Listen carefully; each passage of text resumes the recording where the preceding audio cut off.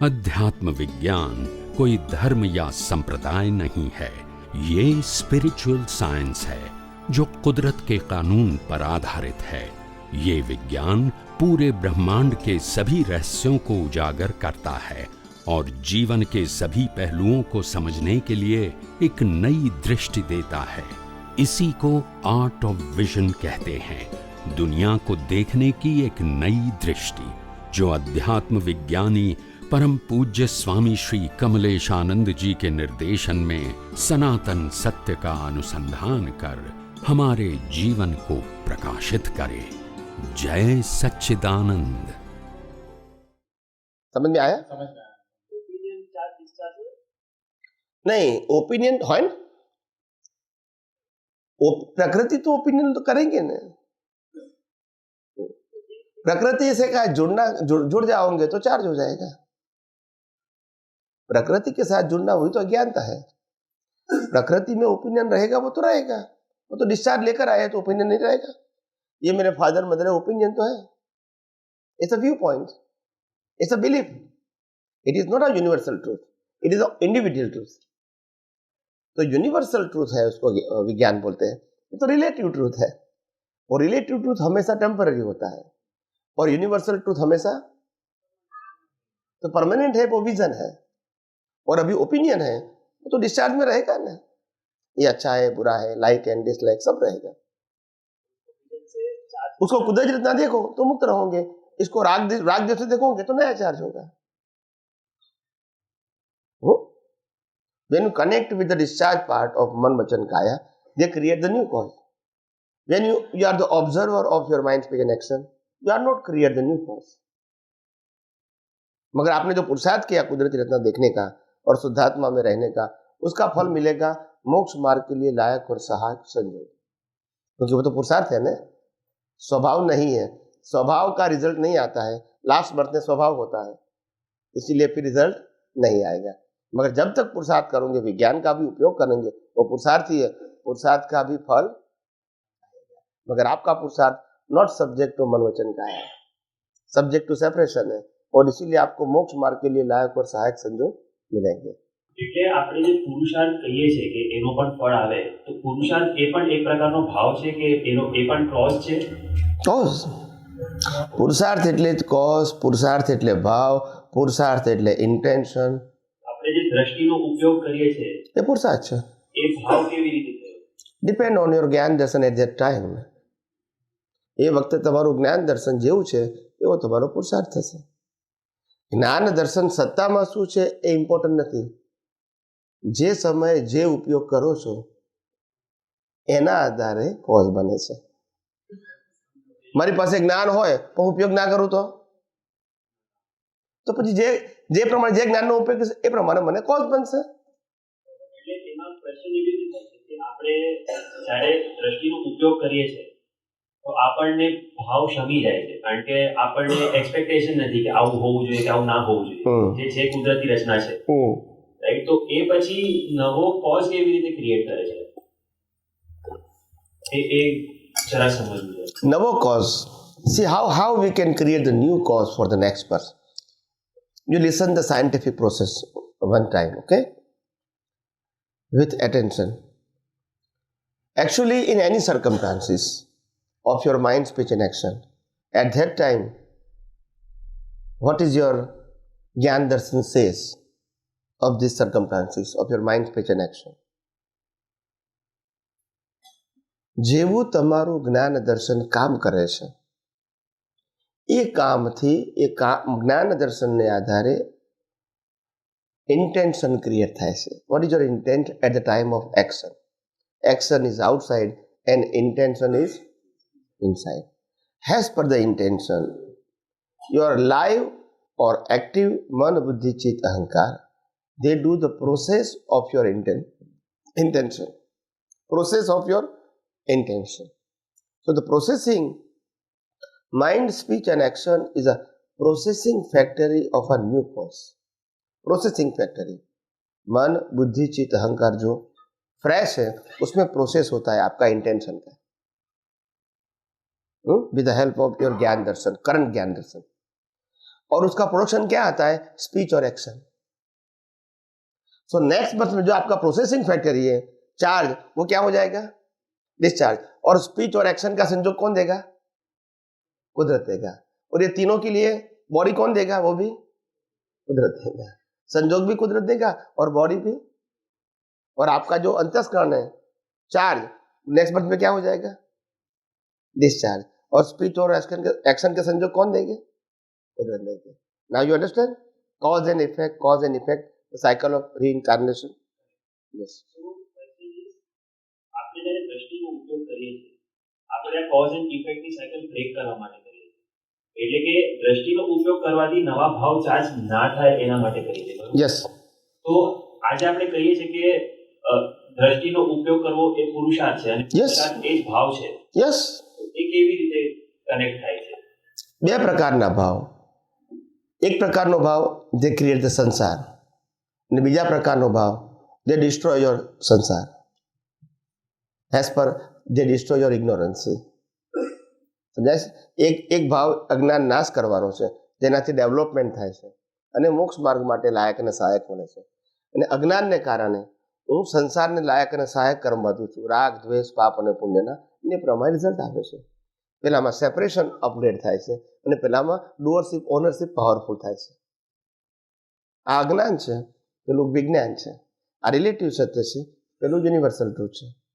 This is your choice. એટલે દ્રષ્ટિનો ઉપયોગ કરીએ એટલે ઓટોમેટિકલી મોક્ષ માર્ગને લાયક ને સહાયક સંજોગો પ્રાપ્ત થાય એવો ભાવ થઈ જાય છે અંદર. Yeah, when you use the science as I am a pure soul, and whatever is happened through the mind speech action is a kudrati rachana or but natural. So you are not create the new cause of rag and dvesa. At that time you create the moksha marg mate layak and sahayak because of your purusharth is not subject to good and bad, like and dislike. Correct? That's it. But still it is purusharth, so nature will give you the result in the next birth. આજનો પુરુષાર્થ next બર્થનું result. હું example જો આપું તમને ખ્યાલ આવે. જેમ અત્યારે અમને આ જ્ઞાન દર્શન સહજ રહેશે. હા, અત્યારે અમને આ જ્ઞાન દર્શન સહજ રહેશે. કેવું રહેશે? સહજ રહેશે. આ અમારો પુરુષાર્થ નથી, આ લઈને આવ્યા છે. હવે જ્યાં કાચા પડીએ ત્યાં અમારે પુરુષાર્થ કરવો પડે. કરીને આવ્યા છે એટલે અમને રેડીમેડ આવે છે. પુરુષાર્થ પણ રેડીમેડ આવે છે, કારણ કે અમને સહજ રહે છે જ્ઞાન દર્શન. આટલા સંજોગોમાં તો અમને રહેશે, પણ જ્યારે એના કરતાં હાયર લેવલના આવે તો પાછું અમારે ત્યાં પણ પુરુષાર્થ કરવું પડે. એટલે આમ સહજ રહેશે. કેમ? ઓલરેડી પાસ થઈ ગયા છે. તમે જેમાં પાસ થઈ જશો એમાં પછી પુરુષાર્થ રિઝલ્ટ રૂપે આવશે. જેમ આ ઉદય મન વચન કાયના રિઝલ્ટ રૂપે આવે છે, એમ તમારો પુરુષાર્થ પણ કેવો આવશે? કુદરતી રત્નાના શુદ્ધાત્મામાં રહેવાશે. કુદરતી શુદ્ધાત્મામાં રહેવાશે અને કુદરતી રત્ના દેખાશે તમને. લાસ્ટ બર્થમાં શું હોય છે? પુરુષાર્થ રિઝલ્ટ રૂપે આવી ગયો. શુદ્ધાત્મા પદમાં રહે અને કુદરતી રચના જોયા જ કરે, જોવું ના પડે, કારણ કે સ્વભાવ થઈ ગયો. હવે રિઝલ્ટ આવી ગયું એટલે હવે એક્ઝામ આપવાની ખ્યાલ આવ્યો. બધું કુદરતી રચના જ દેખાશે 100%. એ છેલ્લો બર્થ, કારણ કે અજ્ઞાન છે. This is scientific process. આવું અદ્ભુત વિજ્ઞાન છેલ્લા 2006 years 2600 yearsથી ઓપન જ થયું નથી.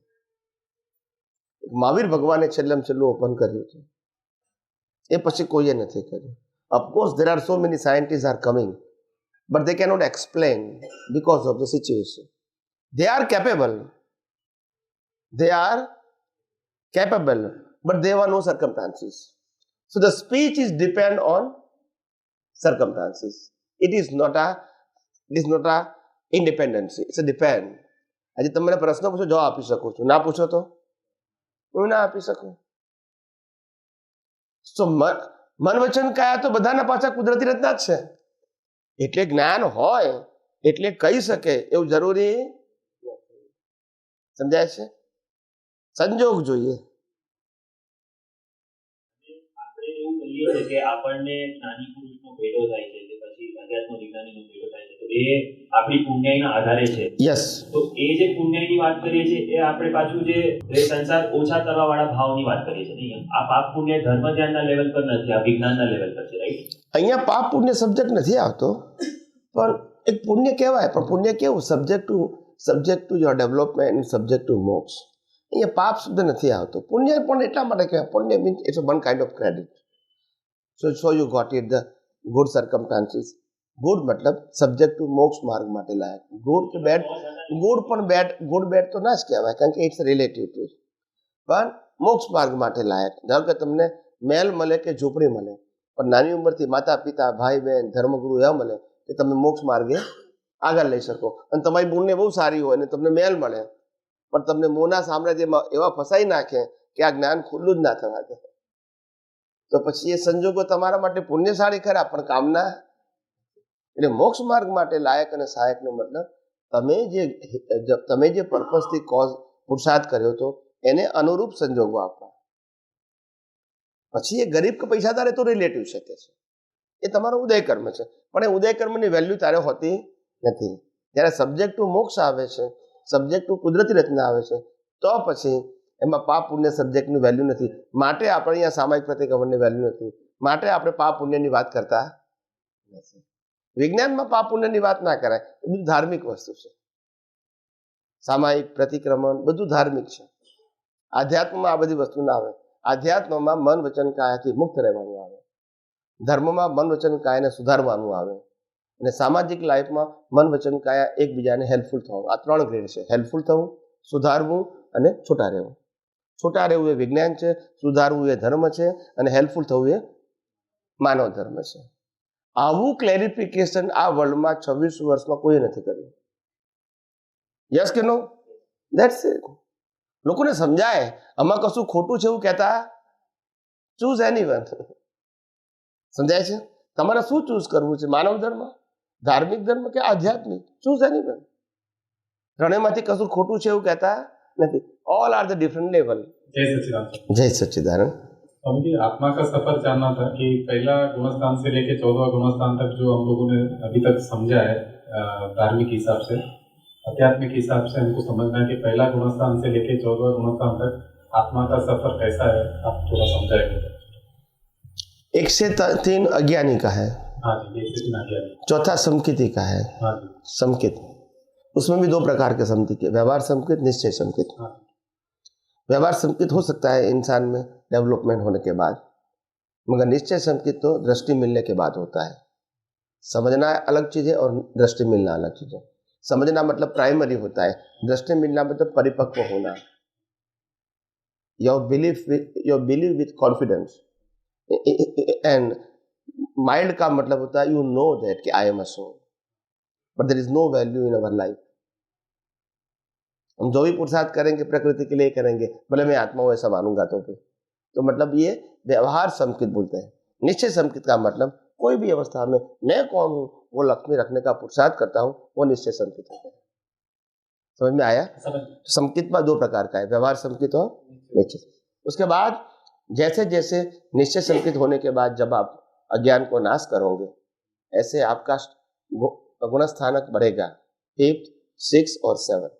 जितना जितना अज्ञान का लेवल खत्म होगा आपका डेवलपमेंट बढ़ेगा. अज्ञान का लेवल खत्म होगा, डेवलपमेंट बढ़ेगा. अज्ञान का लेवल खत्म होगा, डेवलपमेंट बढ़ेगा. 7 तक डेवलपमेंट है. क्या है? या अप टू 7. 7 तक डेवलपमेंट का मतलब होता है आपने सब कुछ जान लिया. Primary development of your understanding. अभी जो कुछ सब कुछ जान लिया है 100%, इसको 100% अप्लाई करना, उसके लिए 8, 9, 10, 11 है. क्या बताया? 8, 9, 10. Ups and down, snacks and ladder, सांप सीढ़ी बोलते हैं, वो है. 7 से नीचे नहीं जाओगे फिर. और 8, 9, 10 वो स्टैंडर्ड नहीं है, वो तो परिणति है. जब परिणति बढ़ जाएगी 8, 9, 10, 11 तक पहुंच जाएंगे, फिर वापिस 7 में आ जाएंगे, फिर 7, 8 जाएगी, 9 जाएगी, फिर वापिस आ जाएगी. तो 7 इज अ मैक्सिमम और 8, 9, 10, 11 एप्लीकेशन है. और अगर आप 7 के बाद आप 48 मिनट तक, कितना? 48 मिनट तक आपका ज्ञान दर्शन शुद्ध रहा कंटिन्यूअस, तो you cross the 11 and enter in a 12, then you never come back. यानी अज्ञान में आप, अज्ञान खत्म हो गया, पास हो गए आप.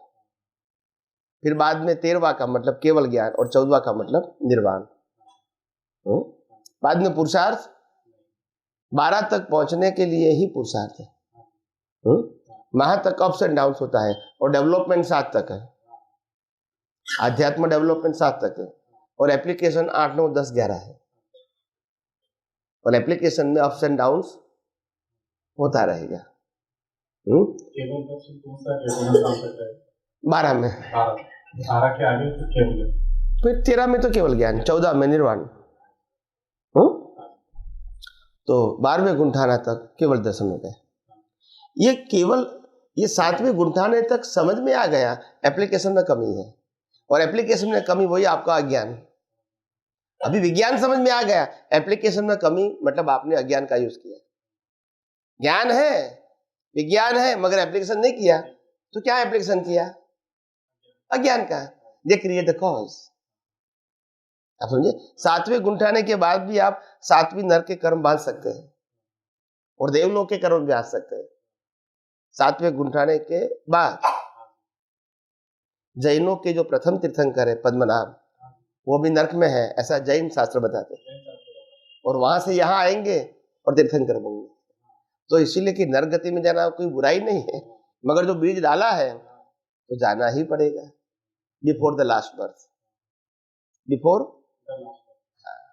द लास्ट बर्थ कैसे आएगा? यहाँ जाने के बाद नरक गति में जाएंगे, वो तो पहले कंप्लीट करने पड़ेगा। नरक गति, देव गति या पशु योनि जो भी है वो पहले फिनिश करनी पड़ेगी, फिर बाद में लास्ट बर्थ आएगा ह्यूमन लाइफ का, तीर्थंकर, फिर मोक्ष में जाएंगे। आप समझे? मगर नरगति में गया तो ज्ञान कम नहीं होता है, कम भी नहीं होता है, ज्यादा भी नहीं होता है। वहां सफरिंग है, no credit no debit, safe discharge, one way. Body भी वहां ऐसा होता है, वहां सोशल रिलेशन नहीं होता है। देवलोक में भी नहीं है, नरक लोक में भी नहीं है, नो सोशल रिलेशन। यहाँ डेबिट की भुगतान, यहाँ क्रेडिट की भुगतान, दैट्स इट। और कोई मेहनत नहीं है। जैसे आप जन्म, एग्जाम्पल देता हूं, देवलोक का मतलब जैसे आप पैदा हुए, आपको 100 करोड़ का क्रेडिट कार्ड दे दिया, अभी आपको जो करना है वो करो। आप समझे? तो और तो कुछ करना नहीं है, यूज ही करना है। ये पढ़ाई करना है, नौकरी करना है, धंधा करना है, कुछ नहीं, जो भी लेना है यूज कर दो। कार्ड, कार्ड तो है ही आपके पास। आप समझे? और डेबिट कार्ड का मतलब क्या होता है? लोन का ही पेमेंट करो, लास्ट वास्ट तक पेमेंट ही करना है आपको, नो क्रेडिट। वो नरगति है। और यहाँ जो क्रेडिट डेबिट है वो सब्जेक्ट टू पर्सन है, वहां सब्जेक्ट टू पर्सन, वहां one way credit and debit है। यहाँ जो क्रेडिट एंड डेबिट है वो सब्जेक्ट टू पर्सन है। इसीलिए यहाँ कर्म है, वहां कर्म है, मगर वहां वन वे कर्म की भुगतान है, वहां सब्जेक्ट टू पर्सन भुगतान नहीं। ये प्लेस है जहां आपको सफरिंग है, पुण्य और पाप की। और ये जो यहाँ है वो सफरिंग के साथ क्रिएशन भी है, वहां क्रिएशन। ये सब विज्ञान को समझना पड़ेगा।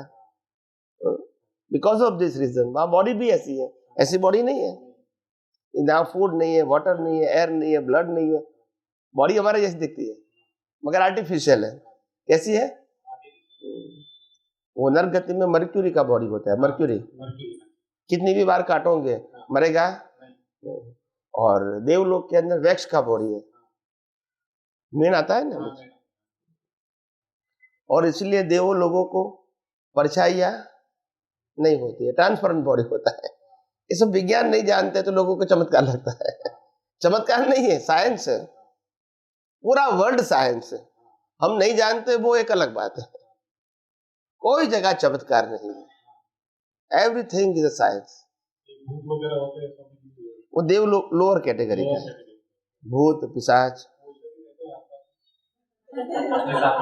क्या उनका अलग लोग रहता है? नहीं, वो कहीं भी रहे, हमको क्या तकलीफ है। उनका हिसाब जुदा है, हमारा हिसाब जुदा है। उसको सोचने की जरूरत नहीं है। कभी कभी किसी के साथ हिसाब रहेगा तो तकलीफ देता है, हेल्प भी करेगा, वो तो हिसाब है, क्या करेंगे। मगर उनके पास भी फ्रीडम नहीं। देवी देवताओं के पास भी फ्रीडम नहीं है। They have a power but no freedom. Power होता है मगर फ्रीडम